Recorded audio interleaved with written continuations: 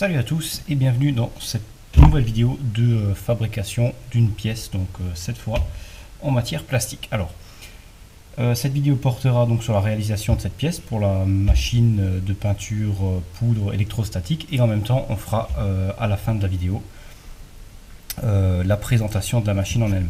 Donc j'ai cette machine depuis un petit moment qui nécessite quelques petites réparations, rien de bien vilain. Et on va donc commencer par voir la réparation et la machine après. Et éventuellement les tests de la machine. Donc on a ici une chute, enfin plutôt un brut de plastique, de matière. Alors celui-ci, je sais plus ce que c'est, peut-être POM, je sais plus. Parce que j'ai pas pris l'intelligence de noter dessus, étant donné que il manque l'étiquette sur celui-ci, alors que les autres j'ai l'étiquette. Bon. Peu importe, c'est celui qui semble bien s'usiner. On va faire un essai d'usinage. Au pire, j'ai 3 autres types et on verra lequel s'usine le mieux. Donc pour l'instant, celui-ci semble être le mieux. Donc, réalisation, le plan, certes un peu petit, mais je vous passe à l'écran la réalisation, la vue 3D que j'ai faite vite fait pour donner une idée de la pièce.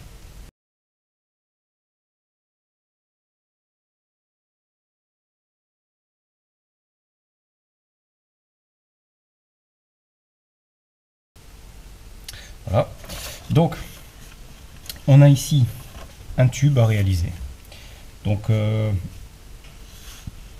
un tube avec une gorge à l'avant pour joint torique, un filetage M18, un petit molletage à l'arrière ici, donc la petite partie là sera un petit molletage ou quelque chose un molletage droit ou croisé, je sais pas encore, on essaiera, juste pour avoir un peu de grip pour tourner et visser la pièce.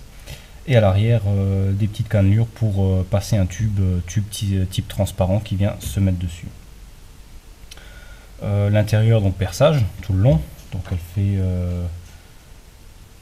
comment elle fait, donc on a 115, 28, 20, donc c'est une petite pièce, on est à moins de 200. Il me semble qu'on est à 160 et quelques millimètres. Et donc c'est déjà assez long pour percer, mais ça devrait aller.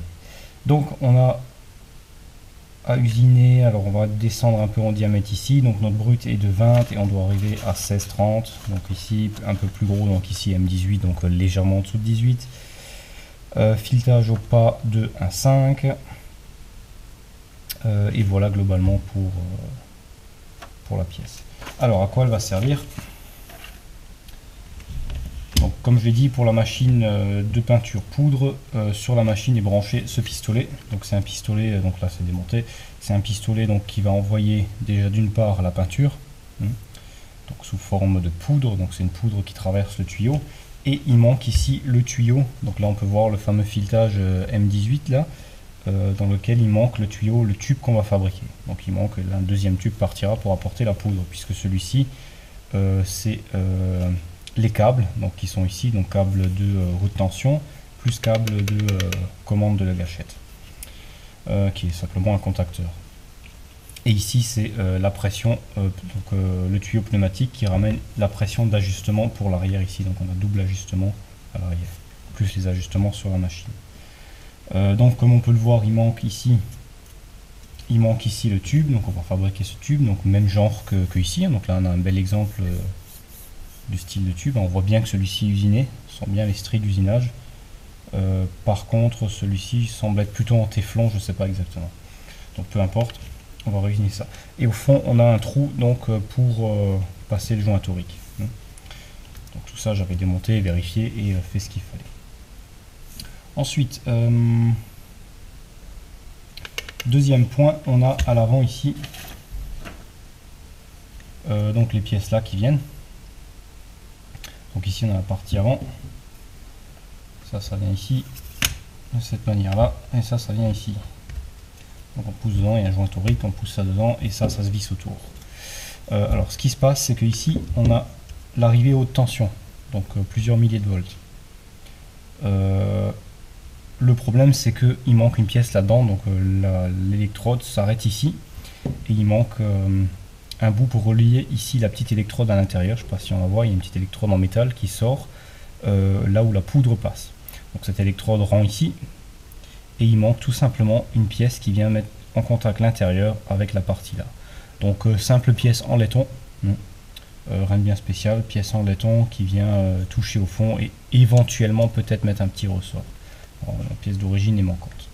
Donc on va faire une petite tige en laiton avec à l'intérieur une partie légèrement conique, il me semble, comme je vois dedans. Donc elle se situe à peu près là, donc une petite pièce assez longue qui vient simplement faire le contact ici. Et ensuite la haute tension va venir ici et magnétiser, donc de façon rendre la poudre statique en quelque sorte, la peinture directement donc statique. Cette peinture va ensuite être pulvérisée vers la pièce à peindre, et la pièce à peindre est elle branchée sur la masse de la machine. Donc il y a une pince dessus, et ce qui va se passer, c'est que au moment où la poudre va arriver proche, elle va être attirée puisque elle va chercher à s'équilibrer en quelque sorte, puisque c'est électrostatique et qu'il y a une masse, donc ça va faire un champ comme un champ magnétique en quelque sorte, et elle va être directement attirée sur la pièce en elle-même, et donc comme un aimant se coller dessus. Ensuite, à ce moment-là, une fois que la pièce est complètement peinte, donc la poudre est fixée de façon magnétique, électrostatique, donc elle ne tient pas des masses dessus, on la ramène délicatement sans la secouer dans le four et on fait chauffer à 200 degrés pendant 20 minutes, ce qui va faire fondre cette peinture, ça va faire une espèce de résine et elle va se couler tout autour, et c'est ainsi qu'on fait la peinture poudre électrostatique. Donc c'est le genre de peinture qu'on retrouve d'origine sur les pièces, sur les jantes automobiles d'origine par exemple, sur les pièces carter, certains carters moteurs, tout ça. Donc on trouve ce genre de peinture d'origine dessus. Donc c'est une peinture très résistante et très esthétique. Voilà, on va donc passer au tour et commencer ça. Donc dans un premier temps, j'ai installé le brut dans le mandrin, et j'ai fait tout simplement un petit surfaçage et un trou de pointe. Donc un trou de centrage. On maintient sur une contrepointe, bien sûr, bien solidement. On laisse dépasser de ce qu'on a besoin, et surtout la longueur de la barre, on la bloque à l'intérieur, donc tout simplement derrière pour qu'elle bouge pas. Là, elle sort pas du tour, donc j'ai simplement calé avec simplement du papier à l'intérieur de la broche, donc pour qu'elle soit calée au tour, et ça suffit amplement à ce qu'elle bouge pas forcément, puisque elle est bien calée dedans. Ensuite, l'idéal serait d'avoir une pointe plus longue et plus fine, parce que là du coup je suis bloqué avec mon outil, j'arrive pas jusqu'au bout puisque l'outil va buter contre la pointe. Alors pour l'instant j'ai pas d'autre pointe, bien que j'en ai une belle collection, mais il va falloir que j'usine une pointe pour j'ai une contrepointe avec les pointes amovibles, et il faudra que je me fasse vraiment une pointe longue. Pour l'instant j'ai pas encore fait. Donc on va s'occuper de charioter par ici. Alors on pourrait utiliser un outil à gauche pour commencer ici, c'est faisable, mais pour l'instant je pense donc on va faire ça, on va commencer comme ça. J'ai légèrement incliné l'outil, ce qui va permettre de venir plus par ici, et on va commencer au maximum où on peut commencer, et on fera le reste après. Donc on va rentrer la dimension voulue qui sera ici de 115 mm moins ce qu'on a ici. Donc ça, on va voir ça tout de suite. Donc on laissera un peu de rab aussi, puisque le maximum ici sera d'environ, on va s'arrêter à peu près là. Donc il nous restera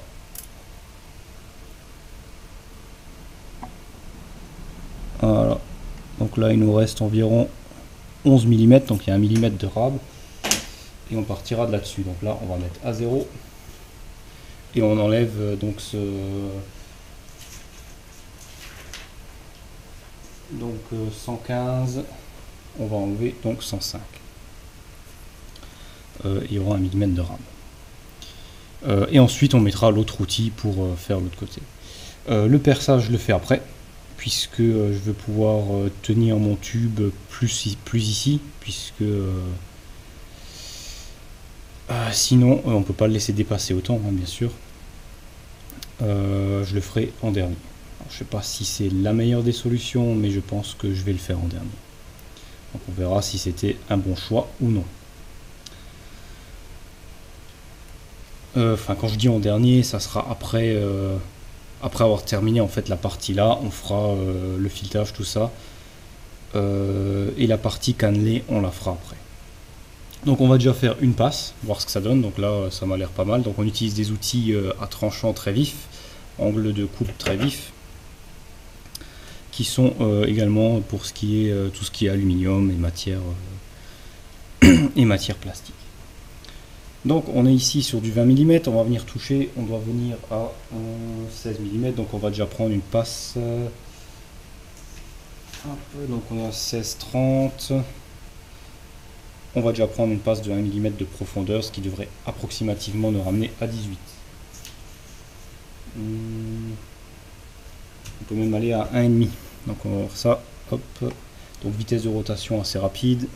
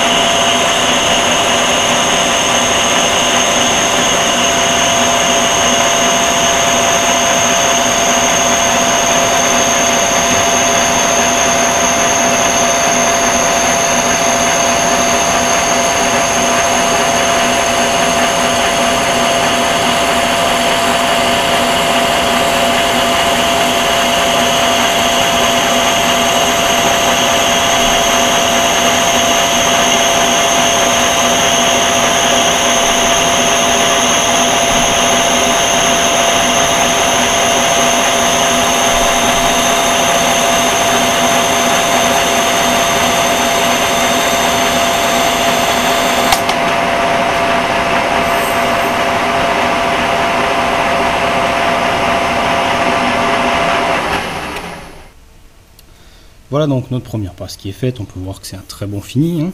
Donc il s'usine très très bien, très joli, impeccable, c'est bien. Voilà, je vais donc continuer tout simplement, descendre en diamètre jusqu'à être au bon diamètre, et je vous reprends. Donc rien de bien spécial, on fait nos passes jusqu'à arriver à ce qu'on a besoin. Donc bien sûr on n'oublie pas de ne pas aller jusqu'au bout tout de suite, hein. On se laisse un petit peu de marge ici pour arriver à la dernière passe, venir faire notre angle, et c'est parfait. Alors pour terminer le bout, plutôt que de mettre un outil de l'autre sens, un outil à gauche, j'ai simplement incliné beaucoup plus pour terminer ici, c'est parfait.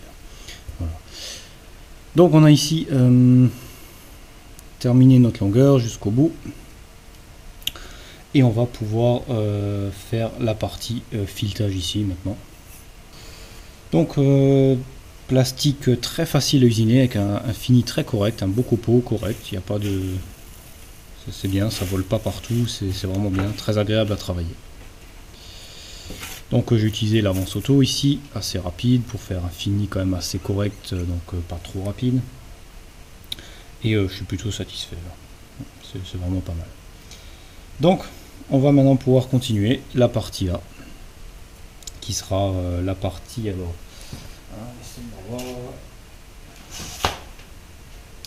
Donc il sera une partie de 28 mm. Sur laquelle on va faire tout simplement donc on va faire tout simplement le filetage plus la partie molletage qui est au même diamètre, donc 18 mm légèrement en dessous puisque c'est pour un filetage, et on va tout simplement faire une pièce, on va aller plus loin que 28 puisque de toute façon on va aller jusqu'au bout puisque c'est le diamètre le plus grand. On va donc enlever jusqu'à 18 sur une longueur assez importante. Donc ici on peut aller 48, donc on va aller 50 mm plus loin.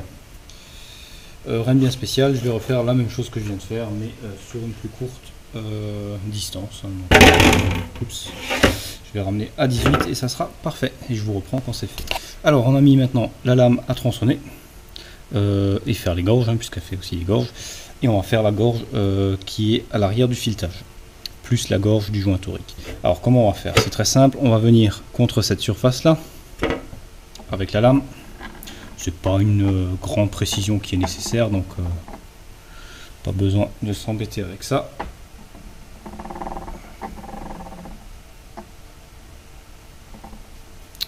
Voilà. Par contre ça touche ici, alors on va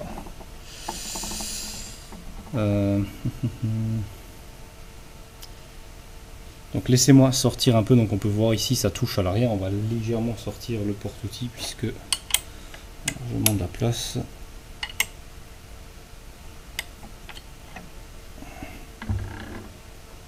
Étant donné qu'en plus c'est des matières très tendres, on peut largement sortir. Voilà. Donc voilà, cette fois on peut aller plus loin, on va à nouveau régler contrepointe, être sûr qu'elle n'a pas bougé.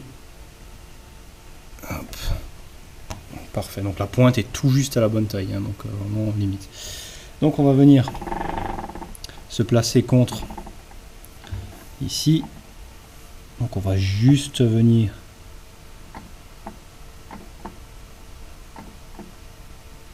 toucher le bout ici et on peut voir qu'on est contre. On se met à 0. On va également venir contre la partie ici en avant sur le transversal, puisque je veux la profondeur de ma gorge à la même profondeur que au même diamètre intérieur que cette partie là. On va juste venir toucher, hop, voilà, et on se met également à 0.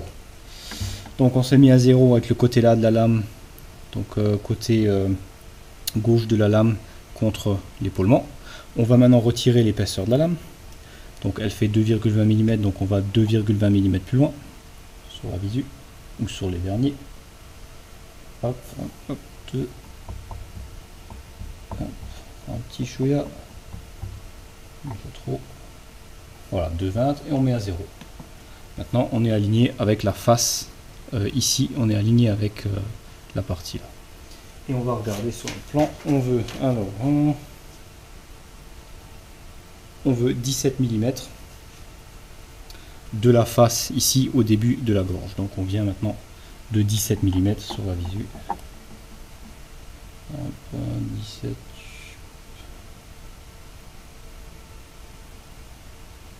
Voilà. 17 mm tout pile. Et on vient maintenant tronçonner, enfin faire notre gorge jusqu'à atteindre le point du milieu, le 0 qu'on a juste mis avant. Donc voilà, très facile, très simple.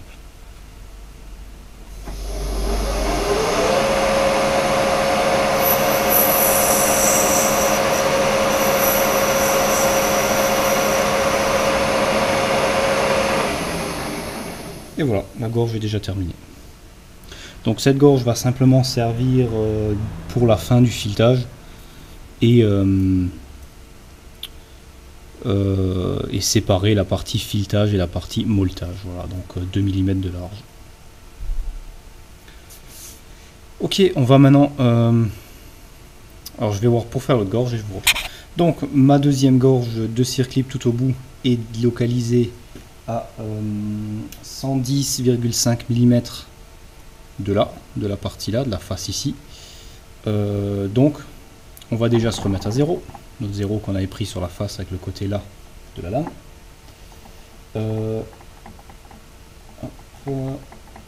Voilà, mais on veut cette fois arriver à notre début de l'autre côté de la lame. Donc comment expliquer, le début de la gorge vers ce côté là, vers le côté gauche, est à 110,05 mm.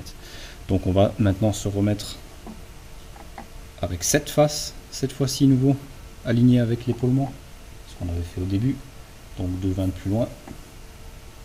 Voilà, hop, 2,20, on se met à 0. Cette fois c'est la face gauche de nouveau de l'outil qui est aligné avec l'épaulement, et on sait que le début de la gorge doit être tout simplement à 110,05 plus loin, 110,5 mm. Donc on va à 110 mm sur la visu. ou les vernis. Et là, ça touche ici, légèrement monter ça, voilà. Et on vérifie que tout passe comme il faut, c'est pas mal, ok. Donc là on est à 100, hop, 105, 100, hop, 110.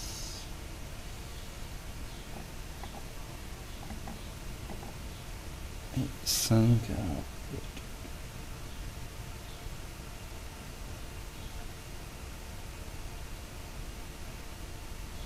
Voilà. Donc on se met à la bonne dimension et on va vérifier quand même que ça me paraît. Ok. Ça devrait passer tout juste ici. Ok, ça devrait le faire. Et il restera à peu près 2 mm. Alors la gorge doit faire 2,5 de large. Et une profondeur, laissez-moi voir ça. Donc on a besoin d'une profondeur.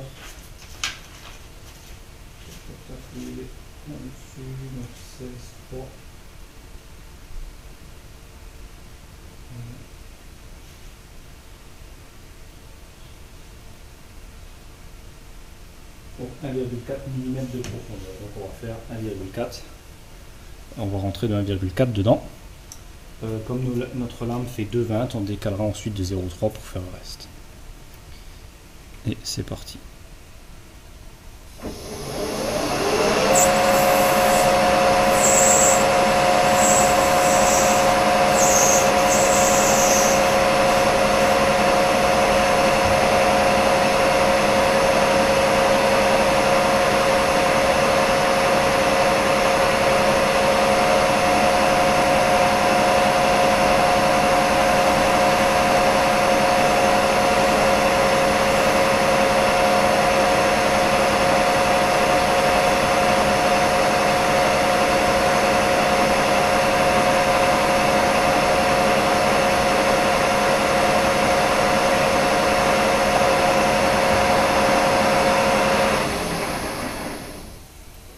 Et voilà, notre gorge est terminée pour le joint torique.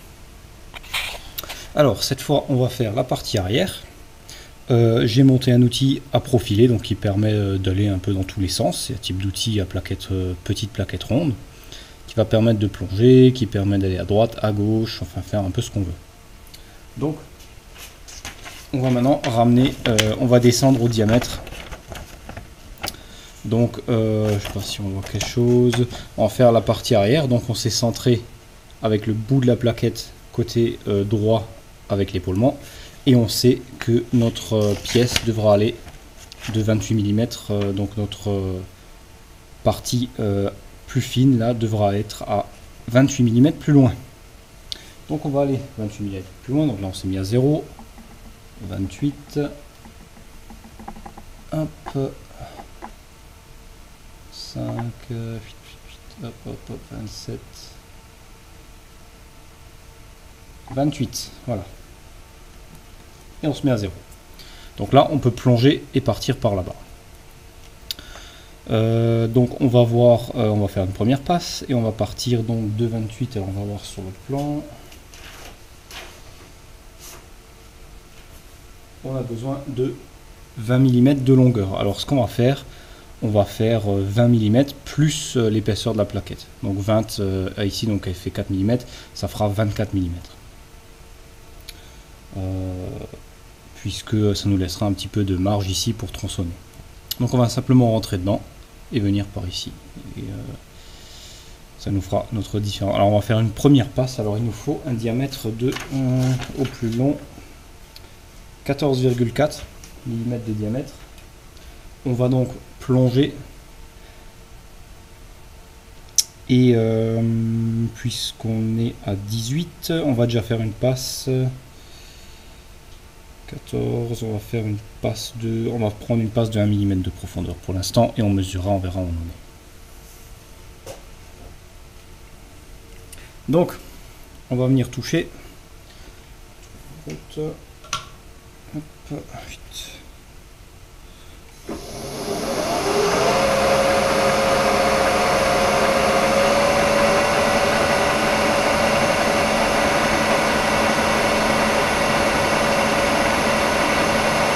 Ça y est, on touche, on met à 0. Et on commence.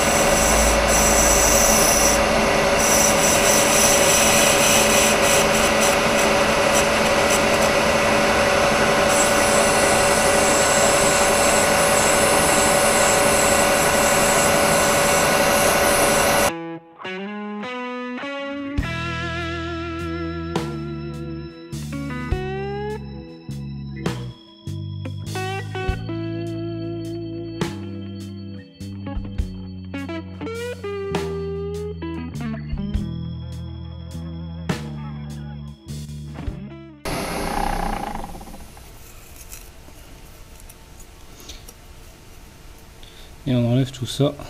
Alors c'est pas du tout un outil pour le plastique, hein, mais on peut voir que ça fonctionne très très bien. Donc je suis allé un peu plus loin quand même pour avoir plus de marge pour tronçonner. Très bon fini, très propre, très propre, vraiment très très bien. Et je vais simplement mesurer. Hop.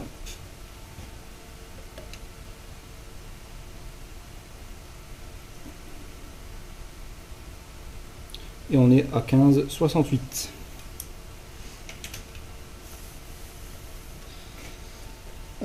Donc je vais enlever le reste, je vais faire ça hors caméra, hein. Je vous montre chaque fois une petite passe, hein. Il n'y a rien de spécial, donc là je vais rentrer de la dimension que j'ai besoin et faire ça en une passe, hein, le reste, puisqu'il n'y a plus beaucoup à enlever et que de toute façon ça ne nécessite pas une grande précision, hein. C'est vraiment...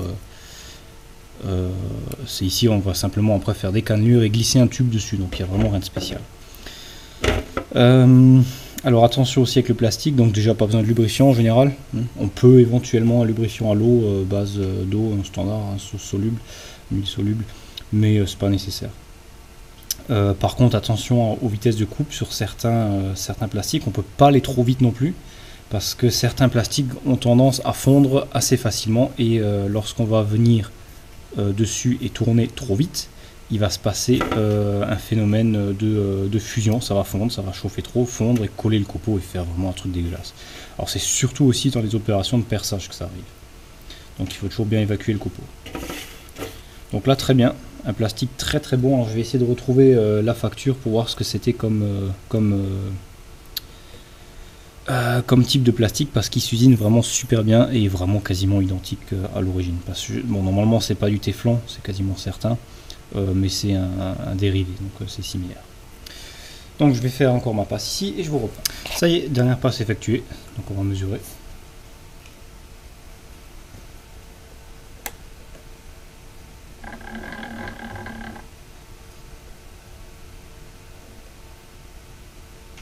Parfait, 14,41, donc on a 1 centième de plus, ce qui est très bien pour emmancher un tube dessus. Donc c'est impeccable, on a une bonne dimension. Ok, donc on va maintenant, alors on va s'occuper en premier du molletage. Donc je vais faire un petit molletage rapide ici, hein, vraiment rien de bien méchant. Je pense faire un molletage croisé, je vais essayer, on va voir ce que ça donne, hein, puisque c'est quand même assez souple comme plastique, donc je sais pas si ça va bien fonctionner, mais on va essayer. Donc on va mettre des molettes d'un diamètre assez des diamètres assez grossières, hein, donc des stries assez gros, je veux dire, donc assez larges, et on verra ce que ça va donner.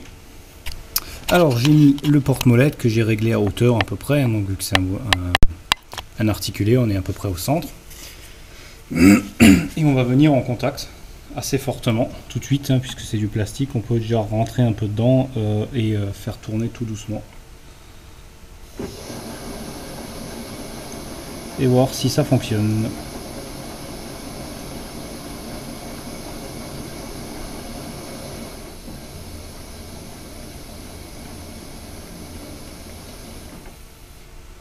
Bon, ça a l'air de prendre, mais c'est pas non plus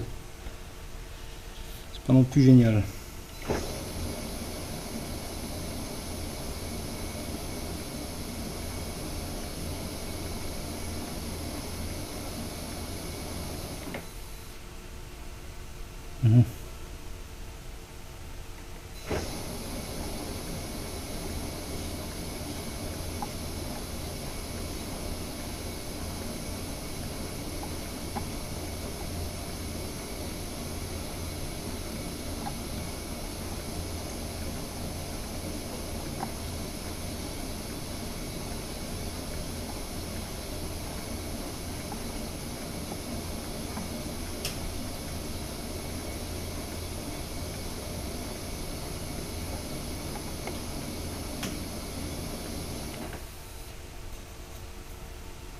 Bon, ça prend dedans, mais c'est pas très joli je trouve. Donc encore une fois, ces porte-molettes là, j'aime pas du tout.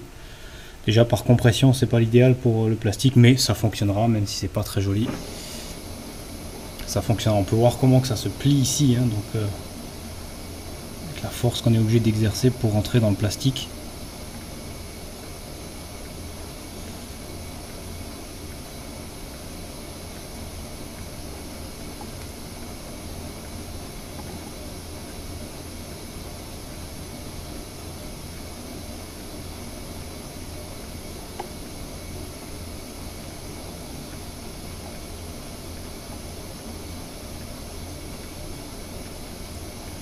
Donc j'ai effectué cette opération quasiment en dernier, justement à cause de la flexion. Je risque de déformer mon centre, donc pour ça que je vais le faire à un moment où ça gêne plus.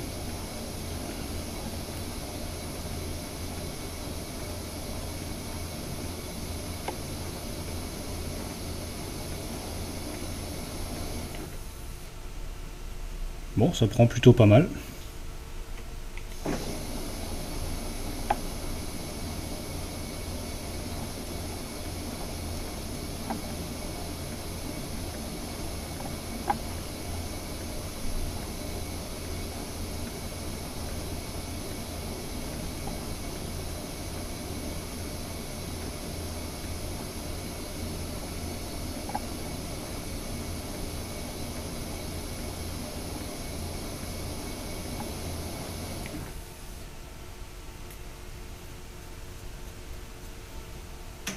C'est pas si vilain que ça, hein, donc ça pourrait être mieux, mais...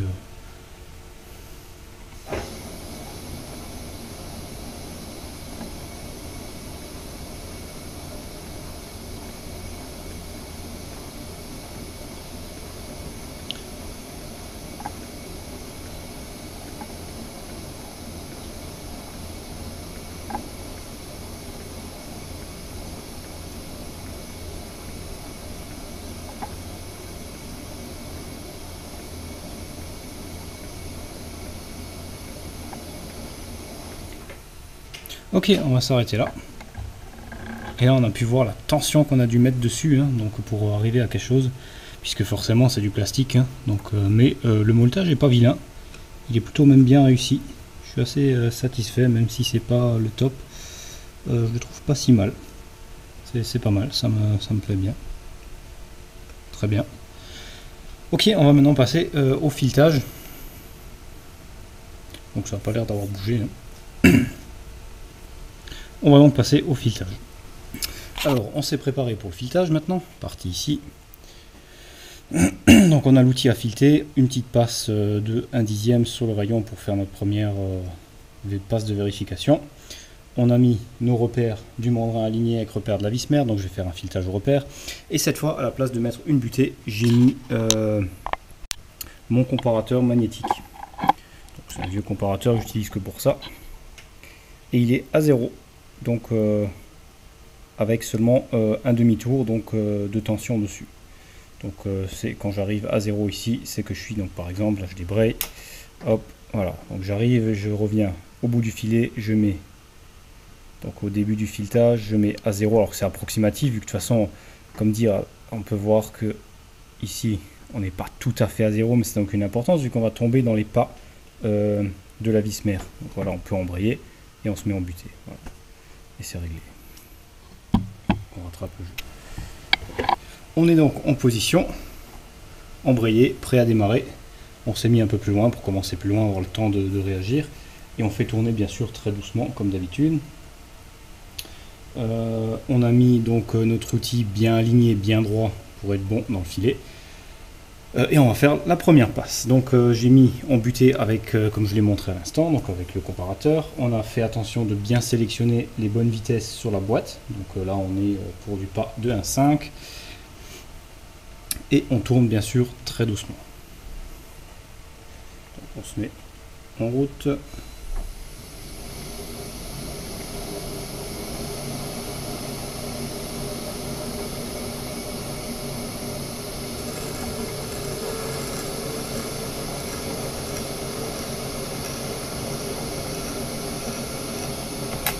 Voilà, première passe terminée.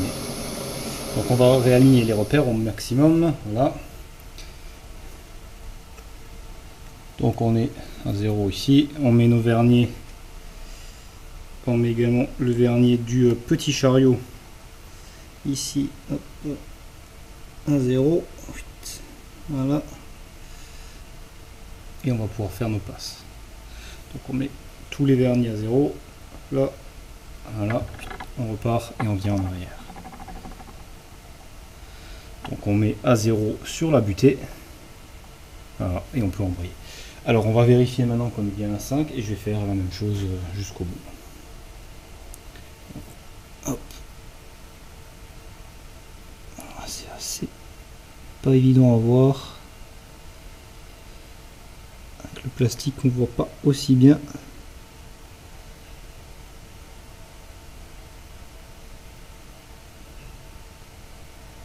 Alors il y a quelque chose qui est pas bon. Tout simplement parce que j'ai pas la bonne jauge. Alors attendez. Hop. Effectivement. Alors laissez-moi prendre la bonne vu que là je sais pas pourquoi j'ai celle en pouce. Je sais pas d'où elle sort. Mais voilà, ça sera mieux avec la jauge métrique. Et là du coup ça correspond déjà un peu mieux. Hein. Voilà, parfait. Donc là on est exactement à 1,5. Super. Commencez à m'inquiéter. Bon. Donc je vais refaire des passes. Je vais continuer. Même principe. On avance avec le petit chariot à 30 degrés. Enfin 29 degrés. Même si là effectivement pour le plastique ce serait pas nécessaire, donc c'est pas non plus une plaquette spécialement fait pour ce type d'utilisation puisque c'est du plastique, mais ça va très bien fonctionner. Donc on mesurera fur et à mesure notre filet grâce au micromètre à filetage, puisqu'on a je connais le diamètre au flanc de filet et on pourra mesurer avec ça. Donc on saura quand on sera bon sans avoir à constamment essayer. Donc je vais faire quelques passes et je vous reprends quand on s'approchera de la passe finale. Alors petite précision que j'ai peut-être oublié de mentionner, si on a une visualisation sur le tour, on peut utiliser la visu à la place d'une butée, ce qui est beaucoup plus simple. Donc j'utilise en général ma visu. Alors j'ai mis le comparateur juste par sécurité, mais ici j'ai ma visu qui est à 0 dans le longitudinal. Donc il suffit de venir à ma position 0 et je suis en position d'origine. Alors pourquoi j'ai mis le comparateur? Et bien tout simplement par sécurité. Parce que le problème c'est si je coupe le courant du tour, la visu, si elle se coupe n'importe, une panne de courant même par exemple, et qu'elle redémarre, elle reviendra à 0.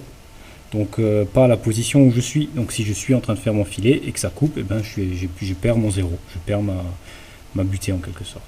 Donc je mets toujours par sécurité le comparateur. Alors, la butée c'est un peu gênant parce que déjà c'est un blocage. Si on se trompe de sens d'avance, et ben on fonce dans la butée et ça fait des dégâts.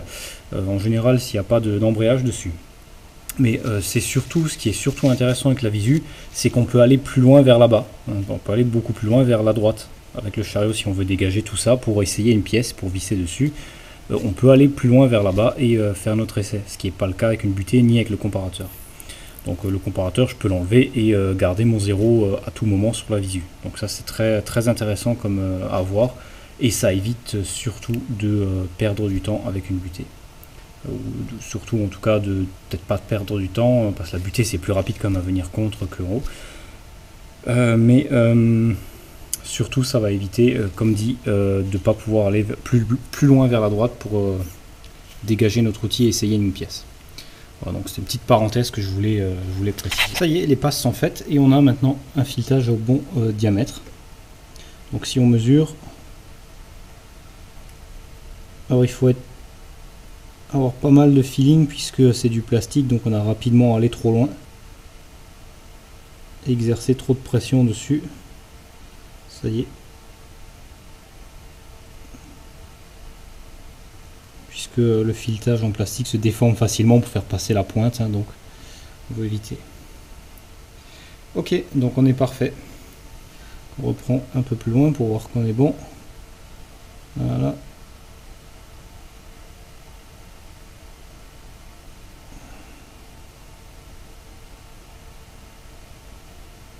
Ok, donc on est bien à 16,80, environ 16,97 ici sur le micromètre, et notre norme de diamètre au flanc de filet est de 16,98 à 16,95, donc on a environ à peu près quoi. Donc on a juste la bonne taille. Alors on remarque une chose. Ça, hop. On remarque que j'ai déjà pris, le filet a déjà mordu dans la partie arrière par rapport à la profondeur. Donc je m'y attendais puisque forcément dans les calculs je savais que c'était un peu plus petit que le diamètre que je devais rentrer. Mais normalement ça doit passer. Donc il va falloir essayer, on verra si ça passe sur le pistolet donc, sur lequel il vient se visser. Donc important à voir. Donc on va essayer et si c'est pas bon, on viendra usiner encore ça plus petit, mais je pense pas que c'est nécessaire puisque j'ai essayé déjà de le glisser dedans, il se glisse dedans. Donc s'il se glisse dedans, forcément il va passer ici aussi. C'est simplement que la pointe rentre plus loin dedans que le filet, donc c'est tout à fait normal.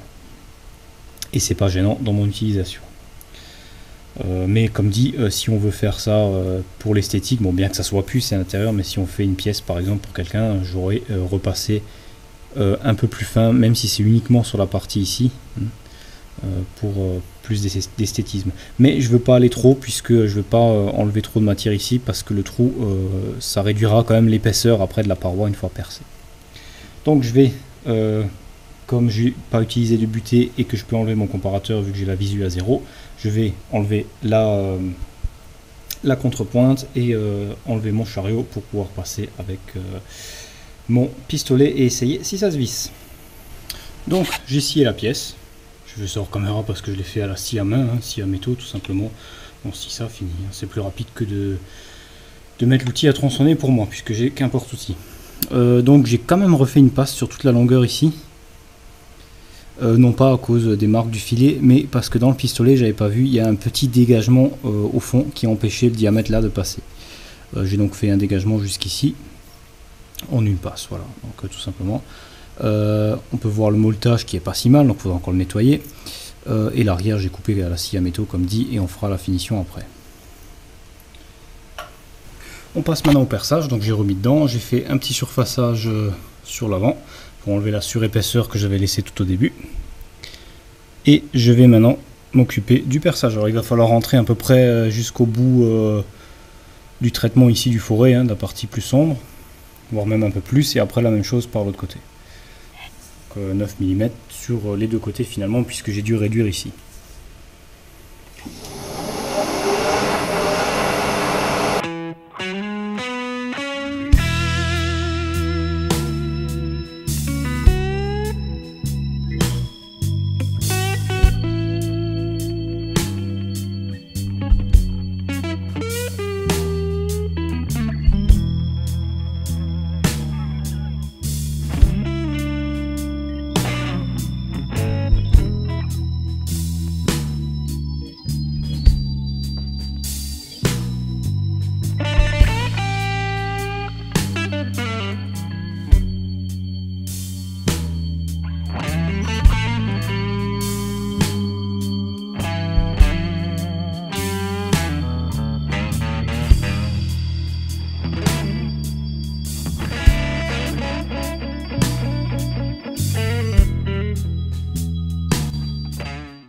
Donc là on est pas mal, on est assez profond pour aller par l'autre côté. Et on va maintenant faire la même chose par l'autre côté, donc je vais inverser le sens de la pièce et on va percer de l'autre sens.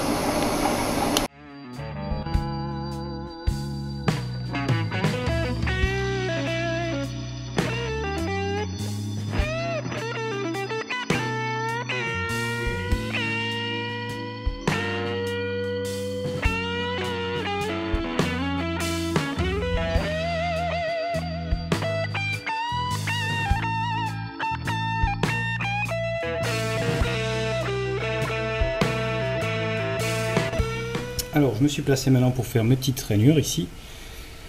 J'ai simplement mis un outil de l'autre sens que j'incline tout simplement, je rentre dedans, il n'y a pas de miracle. Donc on va faire le premier chanfrein au bout.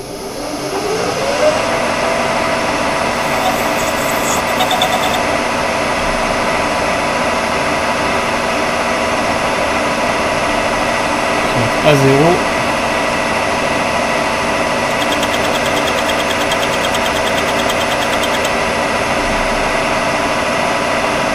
Et suivant ici.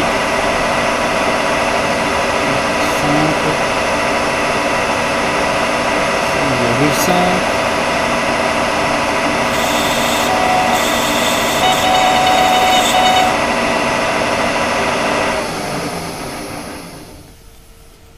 Et on peut voir ce que ça donne, c'est plutôt pas mal. Donc on ne veut pas aller, surtout pas aller trop profond, puisque sinon on n'a plus de matière. Hein.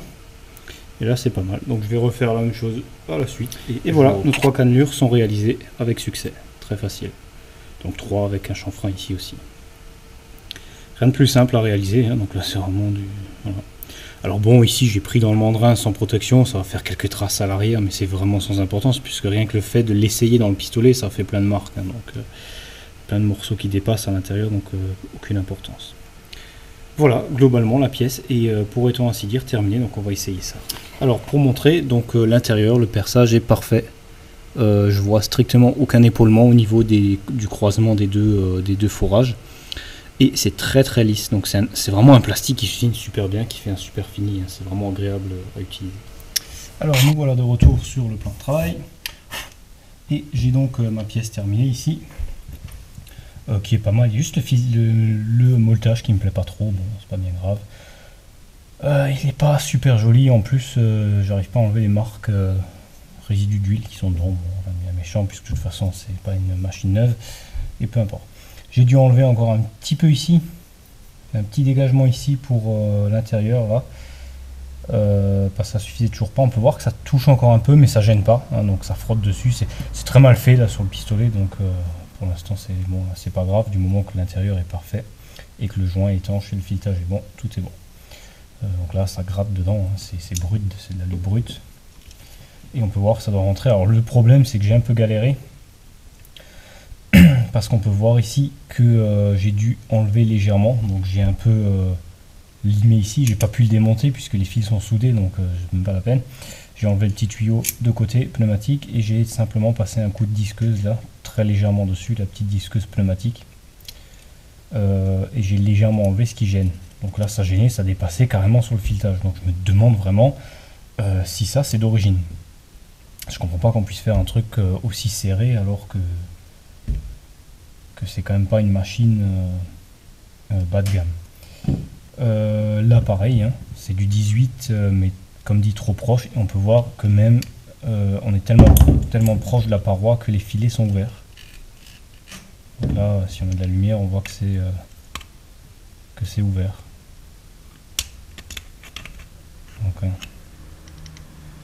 Donc là ça tient quasiment à rien ici. Alors est-ce que c'est d'origine? Est-ce que ça a été modifié? Est-ce qu'ils ont mis un tube plus gros? Enfin je sais pas. Donc moi en tout cas quand je l'ai reçu ce tube n'était pas dessus. Donc j'ai aucun modèle, rien du tout, hein, donc c'est vraiment fait comme je pense qu'il doit être. De toute façon il n'y a rien de spécial, hein, donc voilà. Et donc je trouve ça mal fait, du coup en plus à l'intérieur il y a un petit rebord ici, ce qui fait que ça gratte sur mon tube neuf. Et je suis obligé d'aller, je peux pas descendre plus ici le diamètre, sinon j'ai une paroi beaucoup trop fine. Mais peu importe, ça fonctionne, donc ça c'est le plus important. Donc là on arrive tout pile dedans. Avant pas moyen de visser puisqu'il y avait ça dépassait et ça gênait, et là par contre ça marche très bien. Donc ça se visse très bien. Alors il faudra visser ça à la bonne distance dedans, puisqu'il faut voir selon pour que ça tombe en face de la partie là. Alors là aussi ça a déjà été un peu bricolé on dirait, donc il y a un domino dedans. J'ai déjà refait les câbles du contact ici parce qu'ils étaient complètement foutus. Mais sinon dans l'ensemble c'est en bon état, hein, il n'y a pas de souci de fonctionnement, je pense pas. Voilà, donc c'est pas mal pour ce projet de réalisation du tube. Je suis un peu déçu pour les petites marques là, j'aurais aimé l'avoir bien beau, bon c'est pas grave. En tout cas il sera parfaitement fonctionnel. Donc je vais encore mettre un joint torique dans la gorge prévu pour, donc du même principe que ici mais un peu plus large, donc là. Et on a vraiment quelque chose de très similaire, là aussi on sent les traces d'usinage, on peut l'entendre, hein, et si on regarde bien on voit bien les traits d'usinage. Donc exactement comme le mien, quoi. C'est la même chose, hein, donc c'est vraiment... Je suis très satisfait de l'ensemble, donc du fonctionnement de l'ensemble. Voilà, donc c'est pas mal. C'est plutôt ressemblant à ce que j'avais prévu sur le plan 3D par exemple, mis à part le petit épaulement là et là, donc la petite réduction de diamètre. Voilà, donc pour ça, c'est déjà pas mal, donc je vais essayer de refermer tout ça. Ça va pas être évident à tout caser là-dedans, mais ça y était, donc ça doit passer. Et je vais ensuite tout tout simplement m'occuper de l'électrode à l'avant. Donc là on verra ce qu'on va faire. Pour l'instant je ne sais pas trop exactement, mais ça devrait le faire. On devrait pouvoir s'en sortir.